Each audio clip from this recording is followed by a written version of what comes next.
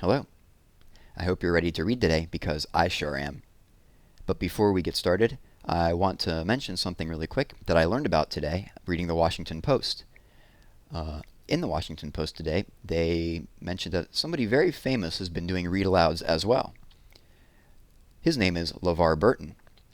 You may know him from Roots, you may know him from Star Trek The Next Generation, and a lot of you definitely know him from Reading Rainbow, which is a show in which he introduced kids to different books that he liked. LeVar Burton has been doing read-alouds on his Twitter account. He's been doing them live, but all of his old ones, if you've missed them, are still available on his Twitter account. He does them for younger kids, for young adults, and for even adults as well. So the reason I bring that up is because I was pleased to find out that on one of his videos, LeVar Burton was reading from Where the Sidewalk Ends. And we've read some poems from there before, and that's where I'd like to start today. So we'll start with Ickle me, pickle me, tickle me too. Ickle me, pickle me, tickle me too, went for a ride in a flying shoe. Hooray, what fun! It's time we flew, said Ickle me, pickle me, tickle me too. Ickle was captain and Pickle was crew, and Tickle served coffee and mulligan stew. As higher and higher and higher they flew, Ickle me, pickle me, tickle me too. Ickle me, pickle me, tickle me too, over the sun and beyond the blue. Hold on, stay in, I hope we do, cried Ickle me, pickle me, tickle me too. Ickle me, pickle me, tickle me too, never returned to the world they knew. And nobody knows what's happened to dear Ickle me, pickle me, tickle me too.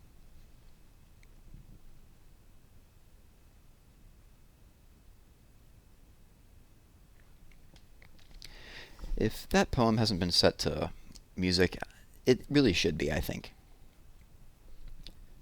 I wonder what mulligan stew is. Okay. Here's one that does not have a picture. It's called The Garden. Old man Simon planted a diamond, grew hisself a garden the likes o' none. Sprouts all growin', comin' up glowin', fruit of jewels all shinin' in the sun. Colors of the rainbow, see the sun and rain grow. Sapphires and rubies on ivory vines. Grapes of jade just ripenin' in the shade, just ready for the squeezin' into green jade wine. Pure gold corn there, blowin' in the warm air. Old crow nibblin' on the amethyst seeds. In between the diamonds, old man Simon crawls about pullin' out platinum weeds.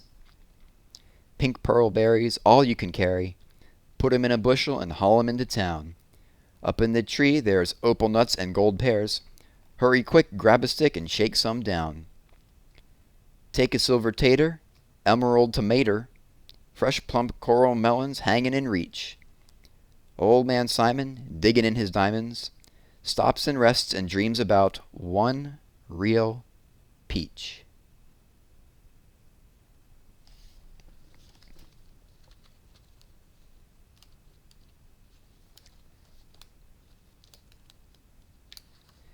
Oh. Here's another one called, oh, excuse me there. This one's called What's in the Sack? What's in the sack? What's in the sack? Is it some mushrooms or is it the moon? Is it love letters or downy goose feathers? Or maybe the world's most enormous balloon? What's in the sack? That's all they ask me. Could it be popcorn or marbles or books? Is it 2 years' worth of your dirty laundry or the biggest old meatball that's ever been cooked? Does anyone ask me, hey, when is your birthday? Can you play Monopoly? Do you like beans? What is the capital of Yugoslavia? Or who embroidered that rose on your jeans? No, what's in the sack? That's all they care about. Is it a rock or a rolled-up giraffe? Is it pickles or nickels or busted bicycles? And if we guess it, will you give us half? Do they ask where I've been or how long I'll be stayin'? Where I'll be goin' or when I'll be back? Or "How do?" or "What's new?" or "Hey, why are you blue?" No, all they keep asking is, "What's in this sack?" "What's in this sack? I'm blowing my stack. At the next one who asks me, 'What's in this sack?'" "What? Oh no, not you too!"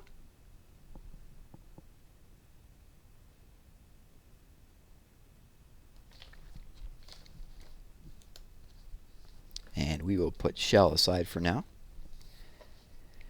And we will move on to a story about an inventor and a race that he got into. This is called Tom Thumb Races a Horse. A tall man stared at a strange-looking machine that stood on the railroad tracks. His heart filled with pride as he looked at it. It was a steam locomotive, and he had built it himself. Suddenly, the tall man realized that someone was standing behind him. He whirled around to see a stranger with a dark, gruff face. "What is that ugly thing on the track?" the stranger asked. The tall man froze at the word ugly, but he answered in an even voice. "That's the Tom Thumb. It's my new locomotive." "Your loco what?"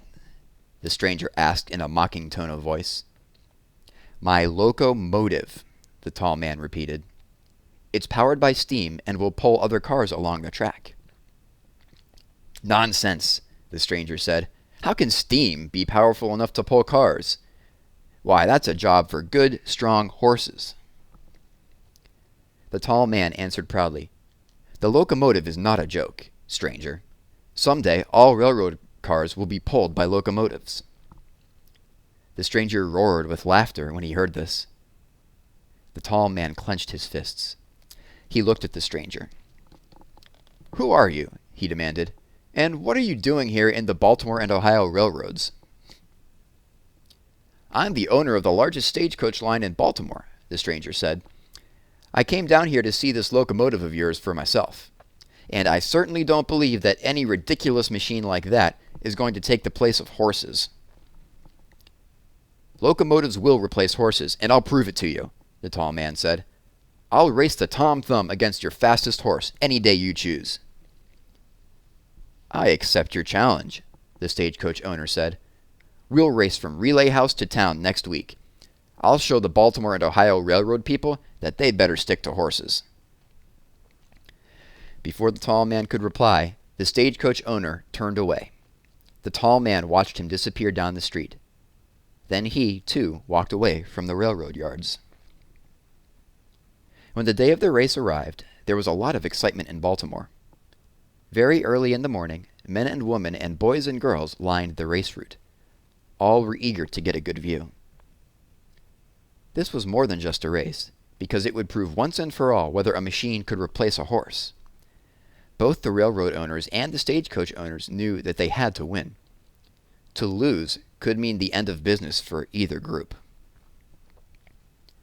The railroad men worked up to the very last moment to get the Tom Thumb ready for the exciting event. They polished and scrubbed the engine, they cleaned the boiler, and tightened every bolt. The tall man who had invented the Tom Thumb went over the entire locomotive carefully. He had to make sure that everything was all right for the race. Early in the morning, he rode the locomotive out to Relay House, where the race was to begin. The stagecoach owners were busy, too. They selected their finest horse and their lightest coach. Then they, too, rode to Relay House. The Tom Thumb and the horse stood side by side.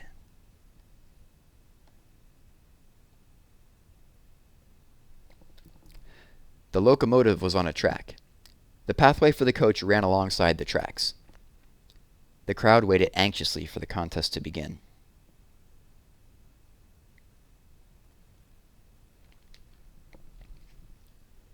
The tall man climbed up on the locomotive platform. The people watched him and clapped their hands. "There's the man who invented the Tom Thumb," they shouted. "Hurrah!" they yelled. Then the stagecoach owner climbed on his carriage and took the horse's reins. The two men looked at each other. Both got ready. The tall man put his hand on the engine. The stagecoach owner tightened his grip on the reins. The men and women and boys and girls in the crowd continued to shout. Then, a man with a flag signaled the race to begin. The horse neighed and lurched forward. The locomotive snorted and began to chug. The people waved and yelled. The locomotive started slowly because it took time to gather steam. The horse began to lead. Then, the Tom Thumb built up power. In a cloud of smoke, the locomotive gained on the horse. The stagecoach owner prodded the horse to go faster. The tall man let the locomotive engine go full blast. The boiler whistled, and the locomotive gained speed. It passed the horse.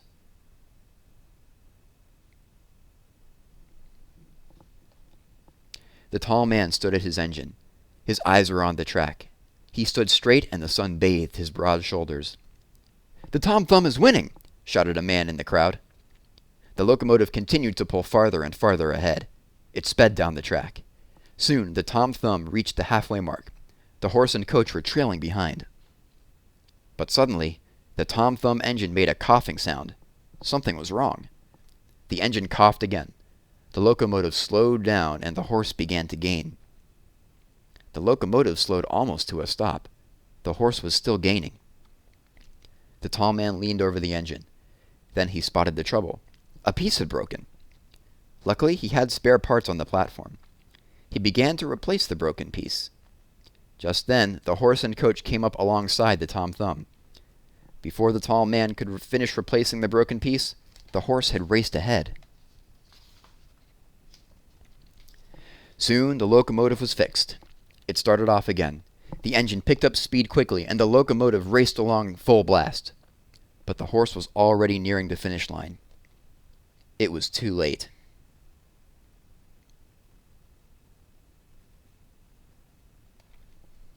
The horse and coach crossed the finish line, leaving the Tom Thumb far behind. The race was over, and the Tom Thumb had lost. The stagecoach owner jumped from his coach.